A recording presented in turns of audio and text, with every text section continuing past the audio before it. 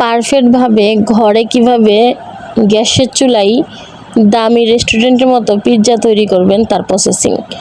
প্রথমে আমি হালকা কুসুম গরম পানিতে ইস্ট, তারপরে হালকা চিনি ভিজিয়ে রাখি।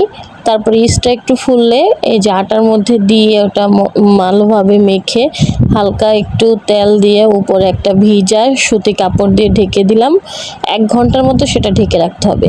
তারপরে এই যে চিকেন, আদা, রসুন, জিরা এগুলো স্লাইস করে একটু হলুদ মরিচ তারপর সস দিয়ে মেখে এটা আধা ঘন্টা রেখে দিতে হবে। তারপর এটা আধা ঘন্টা রেখে দেওয়ার পরে আমি একটু স্পাইসির জন্য চিকেনে প্রচুর পরিমাণে ঝাল দিই।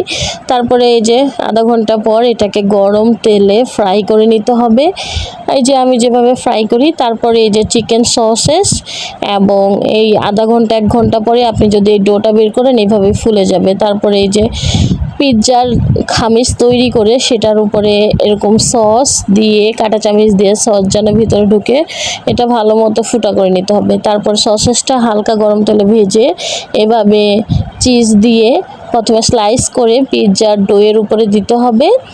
তারপর এক এক করে আপনি আপনার মন মতো সবজি দিয়ে সেটা আপনি সাজিয়ে নিতে পারেন।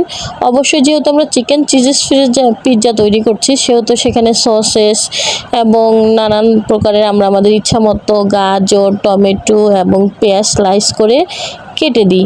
এভাবে ভাজা চিকেনগুলো এবং সসেসগুলো দিয়ে যেহেতু চুলায় তৈরি করে আমি আপনাদের দেখাবো, তারপরে এভাবে দিলাম, একটা তাওয়া দিলাম, তারপরে স্ট্যান্ড দিয়ে আমি এভাবে আমার চিকেন পিৎজাটা আমি তৈরি করতেছিলাম সেটা আমি সেখানে বসায় দিই এবং ঠিক 40 মিনিট পর পিৎজাটা হয়ে যায়। পিৎজাটার টেস্ট অনেক ছিল, সহজেই তৈরি হয়ে গেল রেস্টুরেন্টের দামি পিৎজা। আপনারাও বাসায় ট্রাই করে দেখবেন।